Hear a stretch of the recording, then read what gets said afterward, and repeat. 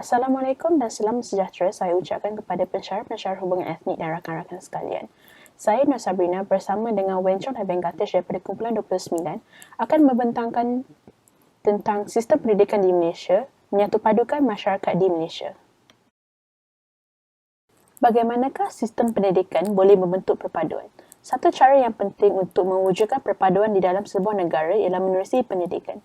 Persoalannya, bagaimanakah sistem pendidikan boleh membentuk perpaduan? Dengan menggunakan sistem persekolahan yang sama. Pada zaman kini, semua peringkat sekolah menggunakan bahasa Melayu sebagai bahasa pengantaraan. Bahasa kebangsaan sebagai bahasa pengantara utama. Bahasa kebangsaan iaitu bahasa Melayu dan ini merupakan bahasa rasmi negara kita Malaysia. Dengan menggunakan bahasa kebangsaan, kita dapat menyatupadukan masyarakat berbilang kaum di Malaysia. Dengan menggunakan bahasa kebangsaan, sebagai media perhubungan, persefahaman di antara satu kaum dengan lain dapat diwujudkan tanpa rasa curiga. Mewujudkan kurikulum yang sama. Melalui kurikulum yang sama, asas perpaduan dapat dipupuk dalam alam segi persekolahan. Pendedahan awal ini dapat memupuk semangat patriotisme yang tinggi, terutamanya melalui tema sejarah atau sivik kewarganegaraan. Kurikulum ini juga tidak menunjukkan prejudis atau keutamaan bagi setiap kaum. Budaya setiap kaum haruslah diterima dan dihormati oleh semua lapisan masyarakat untuk memupuk perpaduan. Akhir sekali, memperkasakan sekolah kebangsaan.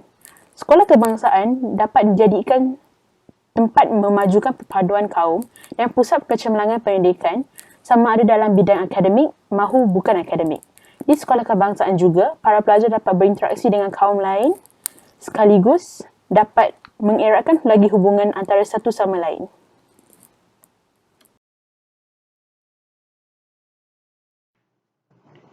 Baiklah, sekarang saya akan menerangkan tentang bagaimanakah sistem pendidikan pada peringkat sekolah rendah dapat menyatupadukan masyarakat Malaysia. Di Malaysia, terdapat 3 aliran sekolah rendah yang berbeza, iaitu sekolah kebangsaan, sekolah jenis kebangsaan Cina, dan sekolah jenis kebangsaan Tamil. Dalam peringkat ini, bahasa Malaysia dan bahasa Inggeris diwajibkan tanpa mengira aliran sekolah. Selain itu, subjek pendidikan moral dan agama juga diajar bagi memupuk semangat hormat menghormati antara kaum. Seterusnya, kelas tambahan bagi bahasa Cina dan Tamil juga diadakan bagi membolehkan para pelajar mempelajari bahasa kaum lain. Ibu bapa juga bebas menghantar anak mereka ke mana-mana sekolah sama ada sekolah kebangsaan atau sekolah jenis kebangsaan tanpa mengira kaum kerana sistem pendidikan di negara kita bersifat terbuka. Dengan cara ini, kita dapat lihat para pelajar daripada pelbagai kaum fasih berbahasa Melayu, Cina atau Tamil ataupun ketiga-tiga bahasa tersebut. Hal ini sekaligus dapat menguatkan perpaduan antara satu sama lain. Seterusnya, mari kita melihat dari segi sekolah menengah dan bagaimanakah sistem pendidikan pada peringkat ini dapat menyatupadukan masyarakat Malaysia. Secara ringkas, pelajar dari sekolah rendah jenis kebangsaan Cina atau Tamil yang masih kurang fasih berbahasa Malaysia akan menyertai tahun peralihan sebelum memulakan persekolahan menengah rendah. Tahun ini juga dikenali sebagai kelas buang dan melibatkan pengajian bahasa secara intensif bagi membantu mereka untuk mengukuhkan kefasihan bahasa Malaysia sebagai bahasa penghantar. Penguasaan bahasa Malaysia juga akan membantu murid-murid untuk memahami kurikulum dengan baik. Pada akhir kitaran menengah rendah, pelajar akan mengambil penilaian menengah rendah atau dikenali sebagai PMR.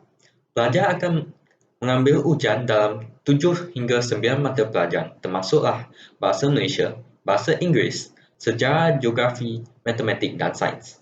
Walau bagaimanapun, penilaian ini telah diubah kepada pentaksiran tingkatan 3 atau dikenali sebagai PT3 bermula daripada tahun 2014 yang menekankan 9 subjek. Kemudian, pada akhir kitaran menengah atas iaitu tingkatan 5, Pelajar dari semua aliran mengambil sijil pelajaran Malaysia atau dikenali sebagai SPM. Syarat minimum penganugerahan sijil adalah lulus dalam bahasa kebangsaan. Dengan ini, semua pelajar tidak mengira apa bangsa mereka perlu lulus bahasa Melayu dan sejarah. Hal ini dapat membantu semua kaum untuk bergaul tanpa batasan bahasa dan kefahaman agama lain.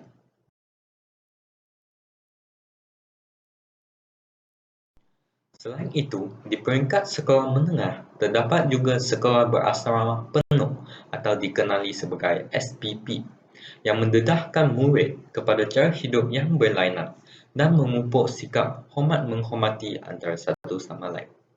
Salah satu ciri daripada sekolah menengah yang dapat memupuk perpaduan ialah pengekalan kelas bahasa Cina dan Tamil bagi sekolah menengah kebangsaan yang mempunyai bilangan pelajar dari SJKC dan SJKT yang mencukupi. Oleh itu, bahasa dan budaya pelbagai etnik tidak akan terhakis. Tambahan pula, sekolah menengah kebangsaan menggunakan kurikulum bersepadu sekolah menengah atau dikenali sebagai KBSM yang merupakan kesinambungan kurikulum sekolah rendah yang menekankan pendidikan yang seimbang dan bersepadu. Bagi institusi pengajian tinggi pula, asrama membuka peluang kepada murid untuk bergaul secara lebih bebas dan membiaskan diri kepada kehidupan dengan pelbagai etnik. Selain itu, IPT juga mendedahkan murid kepada pelajar antarabangsa dari luar negara. Bukan itu sahaja, IPT membolehkan semua kaum untuk mendapat peluang yang sama untuk melanjutkan pelajaran. Dengan ini, para pelajar bersaing secara sihat dan tiada etnik yang akan mempertikaikan kemasukan etnik lain ke IPTA. Oleh itu, IPT dapat menghapuskan diskriminasi ke atas pelajar bukan Melayu yang sebelum ini telah dihalang memasuki IPTA walaupun memenuhi kelayakan minimum yang disyaratkan. Contohnya seperti UM dan UPM. Kesimpulannya, usaha untuk menggalakkan perpaduan negara boleh dicapai melalui pendidikan.